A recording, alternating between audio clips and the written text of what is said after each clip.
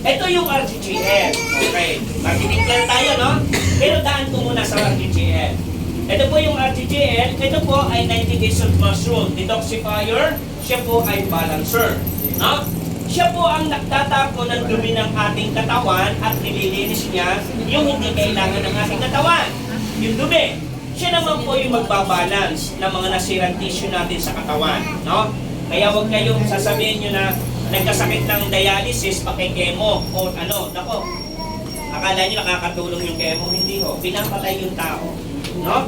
Tingnan nyo, pakita ko sa inyo. Ganito po ang gagawin ng dalawang product na yan. Yan yung katawan mo. Yan ito. Yung batang to. Nakakailang po siya sa isang araw. Siguro nakakalima hanggang 6. Bakit ganun yung bata? Kasi normal pa ho yung kanyang katawan. Wala pang dumi yung katawan niya. Ganun din naman tayo ng bata. Pero bakit nung tayo lumaki, kakain tayo ng Friday, dudumi tayo sa Friday. Di ba? Kakain ka ng Sabado, dudumi ka rin ng Sabado. Di ba? Kaya pag umutot ka sa bibig na lang. Totoo naman yun minsan, di ba? Kasi sa dinami-dami ng ipinasok mo sa katawan mo, hindi ho yan bato ni Darna, parang pag inom mo ng product ng Dexin, magaling ka na. Aalamin po na niya ng product natin kung ano yung problema ng katawan mo. Ganito yan. Yan. Yan yung mga toxin na ilagay mo sa katawan mo. Yung gin ba kailangan ng katawan mo? Hindi. Yung sinchilea ba kailangan ng katawan mo? Di ba? Hindi.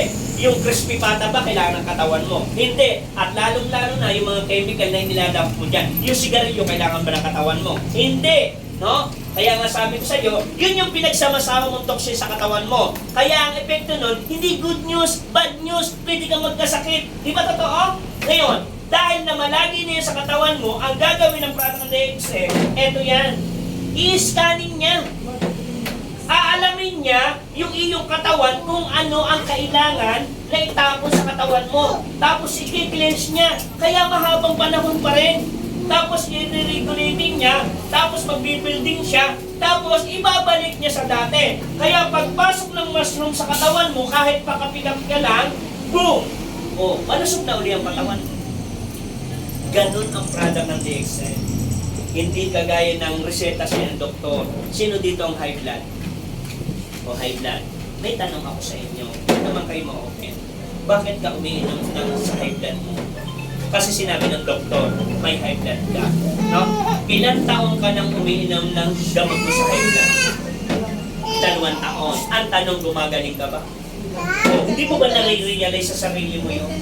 O, maintenance. Kaya nga sinabing maintenance, pero hindi kailangan ng katawan mo yun. Ang kailangan mo lang pagbabago ng kinakain. No? Ganun lang kasimple. Ay araw-araw, uminom ka ng 2 nito. Tapos isa sa ng kape ng DXE. Tapos 2 spirulina. Good news, paglipas ng 1 buwan, araw-araw mo nang ginagamit, mawawala na yung maintenance mo. Kasi ang ipinasok mo, consumption. Yung iniinom mo ba ng drugs, may kwan ba yun? May pakialam ba yun sa kidney mo?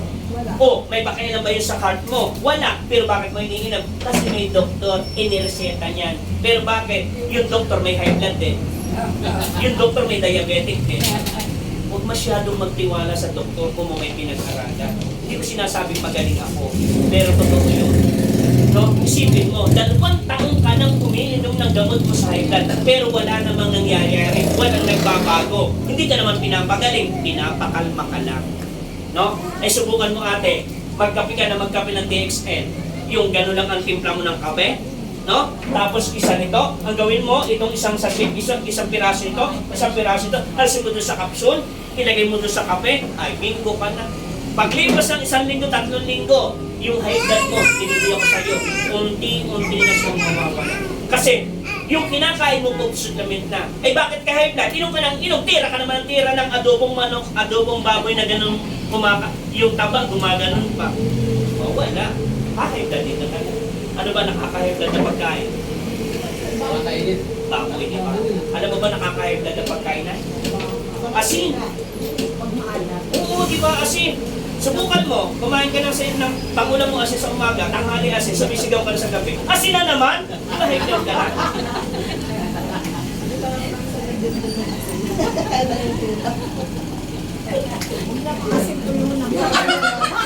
Hindi mo magic sa Wala bang asukal? Kaya nga sabi ko, pero mahirap din naman, masarap ang tuyo, lalo kung may makaharap ka sa sausawan, di ba na? Pero kung araw-araw naman tuyo, gagalisin naman ang muso mo. No? Hindi lang uso. Di ba? Eto pa. How to stay free in cancer. Ganito lang ate. Kung wala kang budget, ganito lang. Eto lang. Yan. Eto lang. Eto kasi, siyempre, totoo naman may kamahalan. Di ba? Ito lang. Ito kasi 12 pesos lang isang piraso nito eh. Uminom ka na sa isang umaga nito, tanghali. Isang sachet nito, tanghali. Tapos 2 piraso na nito araw-araw. O, may tuturo ako sa inyo. Kung wala kang pambili nito, ito lang nabibili mo, spirulina at saka kape. Alam niyo ba ho yung bawang? Yung bawang na Tagalog or kaya yung Taiwan, no? Di ba may hibla yon?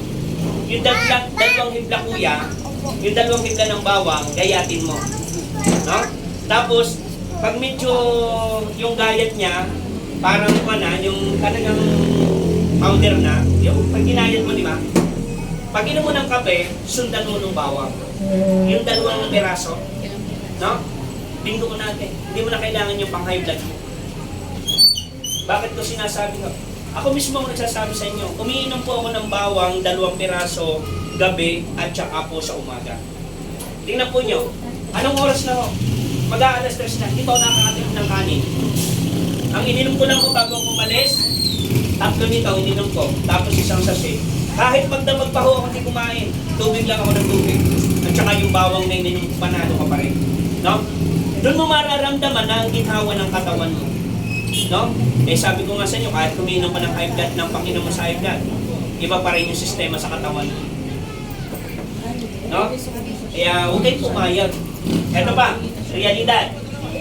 2 bagay na ibibigay sa iyo, 2 bagay na ibibigay sa atin ng DXL, kalusugan at kayamanan. Totoo man, pagiging may kalusugan, maganda. Lalo-lalo kung may pera ka. Mahirap naman, may pera, wala namang kalusugan. Diba? Ang hirap niyan. May pera ka nga, nanonood ka ng TV, binibilang mo na lang yung paghinga mo.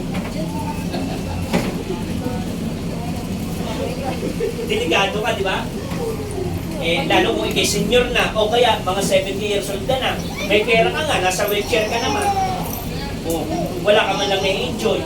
Di ba? Anong na-enjoy mo na lang? Yung iyong pustiso. Natanggal yun eh. Natanggal yun. No?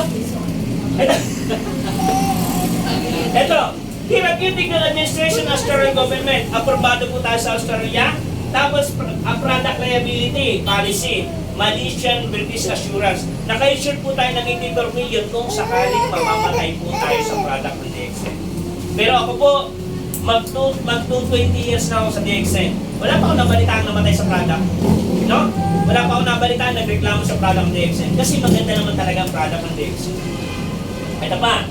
ISO 40001-9001 GNP, Good Manufacturing Practice. Halal.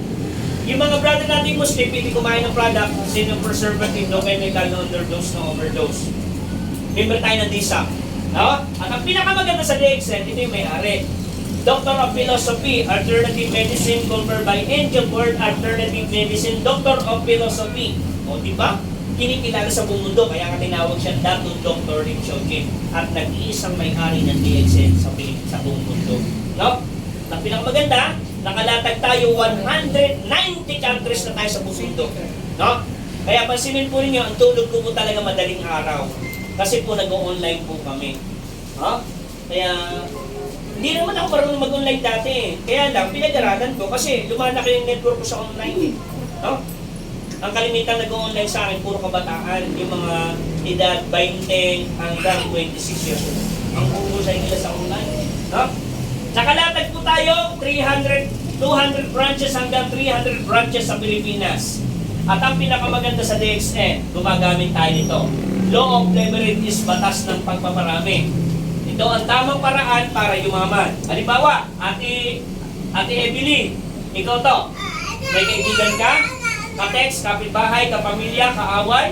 O, may 5 kang kaibigan lang ate. Yung 5 kaibigan mo, di ba member ng DXN? Ang tanong sir, may 5 ba yan kaibigan? Yes, multiply natin, 25. Yung 25 na nakapundok sa cellphone mo, may tigil 5 kaibigan? 125. Yung 125 may tigil 5 kaibigan? 625. Ang galing, no? Tanong ko, sagot ko. Ayaw nyo sumagot kasi. Di ba? Ang tanong ate, di ba 5 lang ang kakilala mo? Naging 625. Ang tanong ate, yung 625, yun ba ate ay naliligo, nagtututbrush sa shampoo, nagbabitamis? Good news ate, kwentahin natin. 625, 125, plus 25, plus 5, at ikaw, ilan?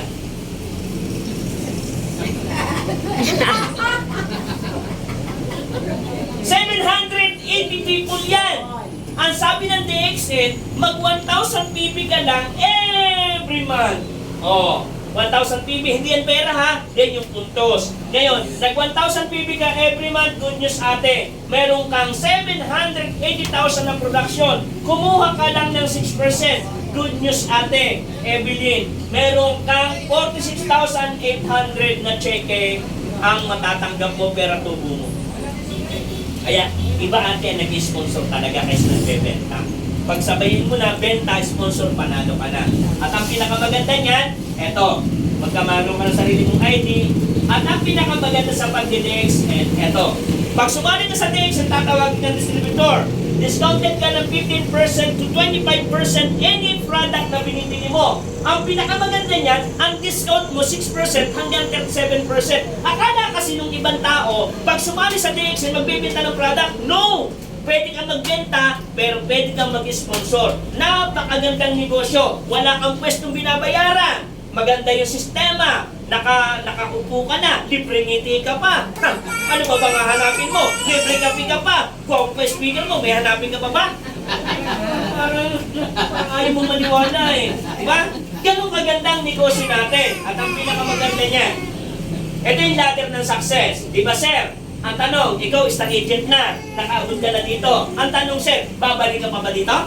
Yun ang pinakamasarap sa pag-DXN. Na doon ka na sa 45,000, stock agent ka na, monthly position ka na. Ay, ang tanong, sa edad mo, sa edad ni tatay, 80 years old, papasok pa ba dyan ng Jollibee, McDo, SM?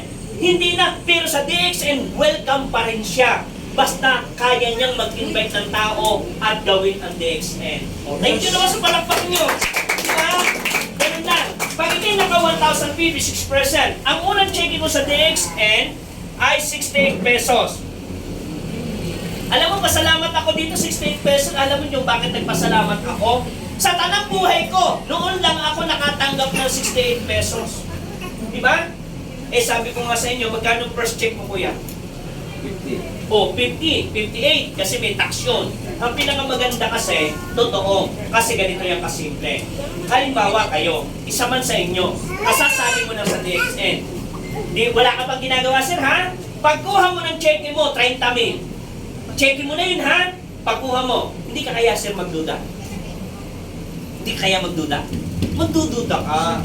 Kasi bakit? Wala pa akong ginagawa, may 30,000 na ako. Samantalang ito, nag 1,000 PB lang kasi nasa marketing plan, magkano? 6% talaga. O, meron kang cheque talaga na kukuhanin mo. Ganun kasimple. Pag hindi naka 3,000, 9% yun. Naka 10,000, 12%, 20,000 PB. PB is goods value. Ikaw ay 18%, 32,500, 18% pa. Para sa inyong pagkakaunawa, ganito na ang sistema. Para sa pagkakaunawa nyo, lahat ng binibiling product sa DXN, lahat ay may puntos. Yung puntos na yun ang naiipon para isukli sa'yo ay cheque. At yung puntos na yon para magkameron ka ng posisyon at para magkameron ka ng travel at para magkameron ka ng magandang kinabukasan sa pag-DXN mo. Bumili ka ng tuyo suka dyan, ilang toyo na binili mo, ilang bigas na binili mo, meron ka bang kita? Wala! Sa DXN, lahat ng binibili mo may katumbas na pera na pwedeng ibigay sa iyo. Di ba ang ganda naman? Di ba? Ito. Yan. Di star agent ka na. Forfeiture to become star agent. Number 1, group points accumulation. Walang laglagan ng puntos. Halimbawa,